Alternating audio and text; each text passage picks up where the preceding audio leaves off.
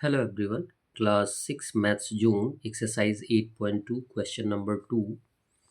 Find x in each of the following continued proportion.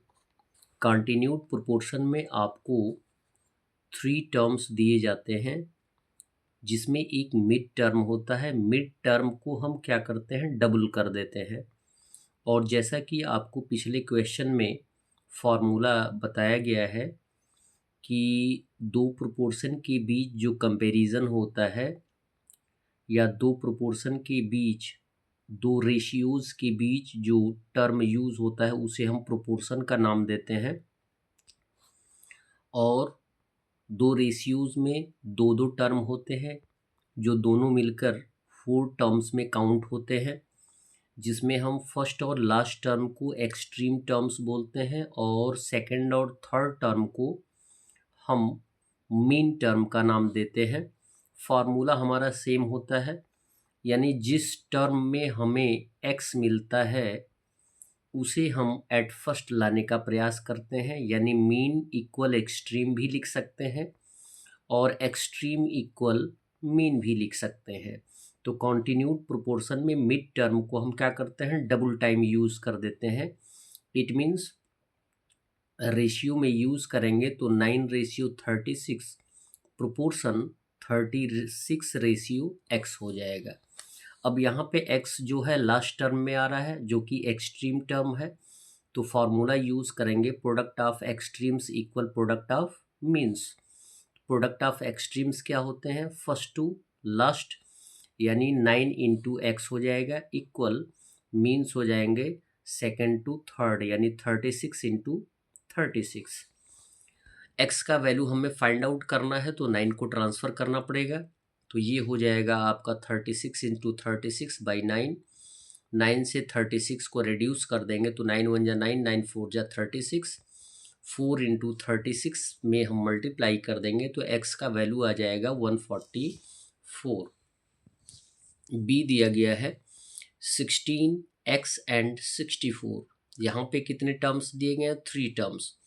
तो हमने आपको ऑलरेडी बताया है कि कंटिन्यूड प्रोपोर्शन में मिड टर्म को हम डबल यूज़ करते हैं, डबल टाइम्स यूज़ करते हैं, यानी वह फर्स्ट टर्म में भी काउंट होता है और लास्ट टर्म में भी काउंट होता है।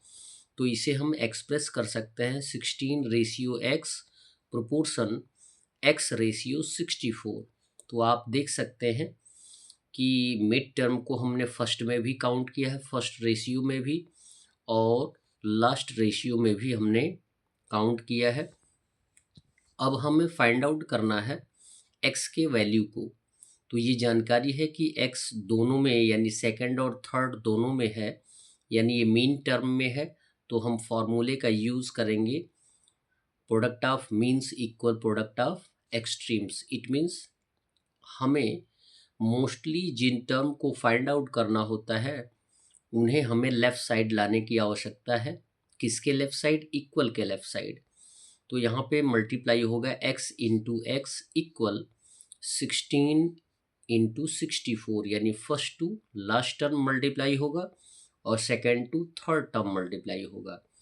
x से x में मल्टीप्लाई करेंगे तो x स्क्वायर आएगा इक्वल हो जाएगा 16 इंटू 64। यद्यपि हमें x का वैल्यू फाइंड आउट करना है, x स्क्वायर का वैल्यू नहीं फाइंड आउट करना है, तो x इक्वल हो जाएगा √16 इंटू 64। अंडर रूट कहाँ से आता है, यहाँ पे यानी स्क्वायर को हटाने के लिए हम स्क्वायर का यूज़ करते हैं, तब ये अंडर रूट होता है। हमने आपको बताया है कि जब भी हमें कंपैरिजन करना होता है तो यूनिट दोनों तरफ यानी दोनों साइड सेम होनी चाहिए, यानी अप एंड डाउन्स या लेफ्ट एंड राइट। यदि 10 से डाउन साइड मल्टीप्लाई कर रहा है तो 10 से अप साइड भी मल्टीप्लाई करेंगे, यानी न्यूमरेटर और डेनोमिनेटर की बात कर रहे हैं। और यदि हम रूट का यूज़ राइट साइड करेंगे तो लेफ़्ट साइड भी करेंगे। यहाँ पे जब हम रूट का यूज़ करेंगे तो रूट से रूट क्या हो जाएगा, स्क्वायर से स्क्वायर क्रॉस आउट हो जाएगा, लेकिन ये क्रॉस आउट नहीं होगा। और जब तक आप स्क्वायर रूट नहीं फाइंड आउट करेंगे तब तक ये रूट नहीं हटेगा। तो x इक्वल हो जाएगा √16 इंटू 64। 16 का स्क्वायर रूट होता है 4 यानी 4 4 जा 16 इंटू 64 का स्क्वायर रूट होता है 8 8 जा 64 यानी 8। अब रूट हट गया तो x इक्वल हो जाएगा 4 इंटू 8 इक्वल हो जाएगा 32। नेक्स्ट क्वेश्चन दिया गया है x 24 एंड 6। यहाँ पे मिड टर्म क्या है 24 है।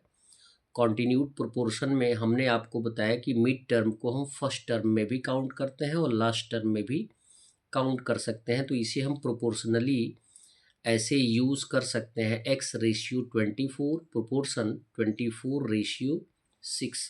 तो यहाँ पे x का जो टर्म है वो फर्स्ट टर्म है जो कि एक्सट्रीम टर्म में आएगा, तो हम फॉर्मूला यूज़ करेंगे product of extremes equal product of means. Extremes जो होता है फर्स्ट इंटू लास्ट होता है यानी x इंटू 6 इक्वल हो जाएगा 24 इंटू 24। और फिर x का वैल्यू फाइंड आउट करने के लिए हमें 6 को ट्रांसफ़र करना पड़ेगा, तो x इक्वल हो जाएगा 24 इंटू 24 बाई 6।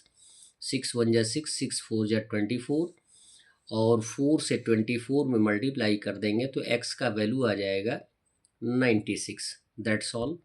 वीडियो को लाइक करें और चैनल को अवश्य सब्सक्राइब करें। धन्यवाद।